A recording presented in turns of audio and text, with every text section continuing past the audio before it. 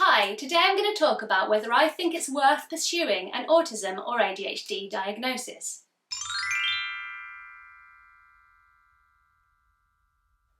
Today's video is sponsored by Datability, the web app which tracks special education students' progress and individualised education plans data. I have a diagnosis of autism and ADHD, and have a child with a diagnosis of autism and another child with a diagnosis of autism, ADHD and dyslexia, so I'm well aware of the barriers to accessing assessment for these conditions for both children and adults. There are many barriers to accessing a neurodivergent assessment. In some countries, finances can be an issue. My subscribers tell me that their medical insurance doesn't cover neurodivergent assessments, and this means they are literally unable to afford to access these assessments. In some countries, there aren't even services for assessing neurodivergent adults. The focus is entirely on children. It can also be hard to be taken seriously by doctors, particularly if you mask. I'm hearing time and time again from adults who are blocked from accessing assessment because they've visited their GP or primary care doctor only to be told that they appeared too normal or too successful to need this assessment. It's an invisible condition, for goodness sake. Or even that there's no point in seeking a neurodivergent diagnosis because if they've managed till now, then they don't need it. I mean, managed. At what cost? Even when you're asking for a child to be assessed, the decision to refer is often in the hands of professionals like teachers or GPs who might not be familiar with the different presentations of neurodivergence or of masking. The idea that a child could appear typical all day at school and then let out all that anxiety and overload when they get home is often rejected. Wonder Girl's teacher told me that she was putting it on for me when she left the classroom every single day and was crying by the time she reached me in the playground. At the time she was 5. I don't think it's okay for a 5-year-old to be crying every single day after school because the experience was too much for her. As you can imagine, for many people the quest stops here. If your GP tells you that you don't need an assessment, you're likely to believe them. Not all of us have developed a thick enough skin or enough self-confidence to keep fighting when your instinct tells you that this is what you need to do. If your child's teacher tells you that they don't need an assessment, you're likely to believe them. They are the professionals. We might think that we're just overthinking things, that we just need to try harder and learn to cope like everybody else. We may doubt our own parenting. This is compounded by the fact that many parents, when they are asking for an assessment, are told that their parenting is the problem and sent on a parenting course. We may worry that we are trying to make excuses for our behaviour, that perhaps trying to label ourselves or our children is bad. I mean, we're often told that labels are bad. Labels are not bad. They're descriptors which give us and the people around us more information about who we are and what we need. Then, if we are fortunate, or we climb through enough hoops like parenting courses or contact with mental health services or repeated visits to the GP to prove that we need this assessment. So if we climb through enough of these hoops, we might be granted an assessment. Brilliant, right? Now we can receive a thorough assessment and be confident in the clinician's diagnostic decisions, right? Oh gosh, I really wish that was true. Firstly, nothing is going to happen very quickly from the point where the referral is approved. In the UK, national guidance says that assessment should begin 3 months from the point where the referral was received. However, the reality is that most adults and children are waiting at least a year from the point of referral, if not longer.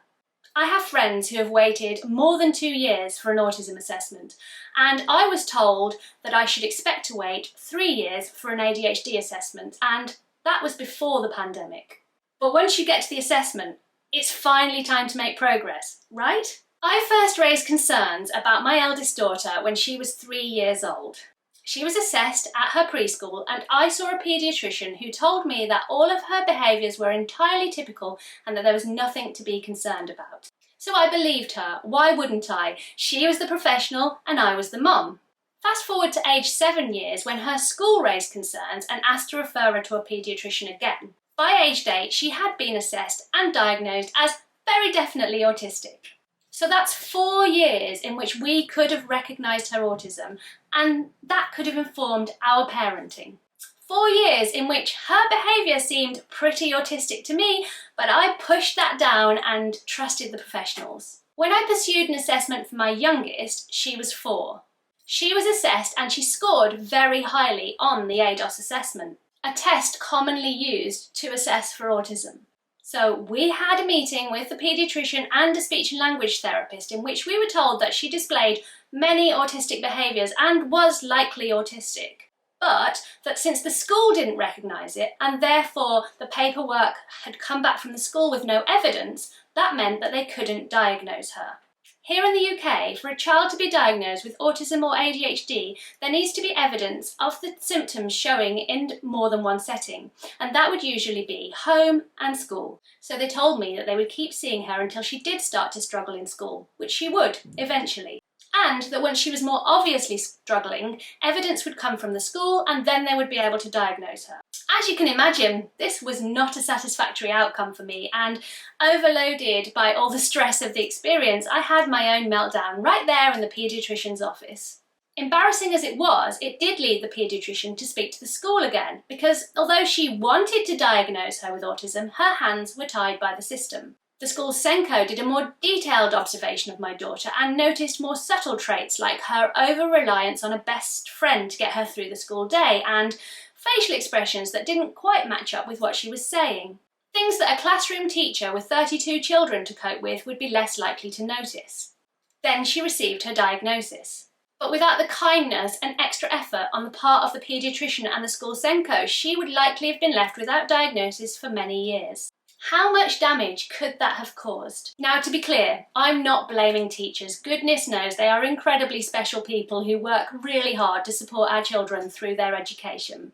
And I'm not blaming paediatricians. The ones that I've met are working really hard to make a difference, but they have to tick all the boxes because it's important to get this right. We are talking about lifelong labels that need to be accurate. Nonetheless, there is an issue.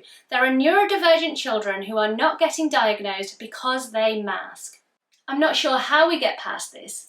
I'm just an autistic woman, not a medical professional. The same issues arise when adults seek diagnosis. I've got friends who are denied diagnosis because they have friends and have managed to hold down a job, or because they appear to have coped with the challenges that arise from being a neurodivergent person in a world not designed for us. Just because someone looks like they're coping, it doesn't mean that they are coping. By the time we reach adulthood, most neurodivergent people are well aware of their differences. We may have issues with self-esteem, some mental health issues, and difficulties with things like personal boundaries. I can only imagine how hard it is to have found something that finally makes sense of your life and provides a framework through which to view your life and move forwards, only to have it taken away because we pushed through and learnt to make eye contact, or because we found our niche and managed to forge a career. I get how hard it is to get official confirmation of our neurodivergence. That's why I validate and support self-diagnosed neurodivergent adults here. So with all this to contend with, is it worth the energy and effort required to get an official neurodivergent diagnosis? Before I get into that, I want to talk about the sponsors of today's video, Datability. As the parent of neurodivergent children, I attend a lot of meetings with professionals, and in these meetings we agree upon targets and goals for them moving forward with their education.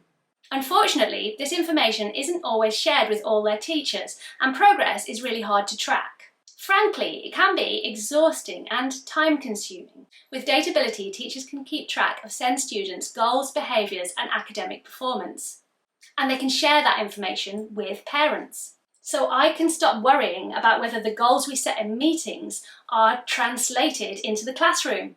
Sounds fabulous. So here's how it works. Teachers start by inputting each student's goals. Then the web app will assist them with showing them how and when to collect data, even if it's backdated so they don't miss a day. Teachers can use the app to create full-colour reports which they can share easily with colleagues and with parents. With Datability, teachers' time spent on reporting is cut in half. With over 19 years' experience in special education, Datability's founder, Mike Radicone, wants to improve students' IEPs and facilitate better lesson planning through the use of efficient data collection, analysis and reporting. Datability plans cost £72 a year and there is a free 14-day trial available. Plus, use code PURPLE10 at checkout for 20% off. So, is it worth the effort required to seek an autism or ADHD diagnosis? Personally, for our family, I would say yes, it's been absolutely worth the effort. On a practical level, having the diagnosis has led to support and understanding for my children, both in school and in other areas of their lives. Though, support doesn't just drop into your lap on obtaining that diagnosis. Yes, you will likely still fight for support, but I'd imagine that it's easier to argue a case for that support with an official diagnosis. And no, I don't think you should need an official diagnosis to get support. And yes, I do think that we should support all needs as they arise, but here we are. So for children going through school, growing and understanding themselves, I think diagnosis is really important. Growing up without the knowledge that you are neurodivergent is like trying to read a book with many of the pages missing. I know because I read that book and it was seriously confusing. Diagnosis helps facilitate that knowledge for children and for the people that care for them. With the right support and guidance, a diagnosis could make the difference for a child to not experience many of the challenges that those of us growing up without that diagnosis have experienced in our adult lives. As an adult even, it's easier to ask for adjustments when you need them if you have an official diagnosis. For me, for example, I attend a lot of medical appointments because of my physical condition, and because it's on my notes that I'm autistic, accommodations are made for me, which has made attending those medical appointments significantly easier. I've also been able to access specialised support like my autism assistance dog. It was important for my daughter and I to receive an official ADHD diagnosis so that we could access ADHD medication. Not everybody with ADHD will want or need medication, but for us it's made a real improvement to our lives. Without official diagnosis, we simply wouldn't have been able to access ADHD medication. I think that there's a confidence that comes both in our approach to ourselves and in asking for support when you have the backing of an official diagnosis. I know that even with an official diagnosis, I still sometimes doubt myself, so I can imagine that would be much harder without it. That said, if you're an adult who feels strongly that you are neurodivergent and you can be confident in your own self-assessment of that, then I think that's fantastic. Perhaps you have fought for diagnosis and encountered the difficulties that I talked about, and ultimately decided that it's not worth the fight for you. If identifying your autism or ADHD is helping you to live a happier life, then I really can't see why anyone would have a problem with that. I think the pursuit of a diagnosis is a personal decision, and as I've discussed, there are a number of factors that come into play when you make that decision. Whatever your take on this, whether officially diagnosed or self-diagnosed, there's no judgment here. I hope you've enjoyed this video. Please hit the like button and consider subscribing to my channel. Thanks for watching. Bye bye!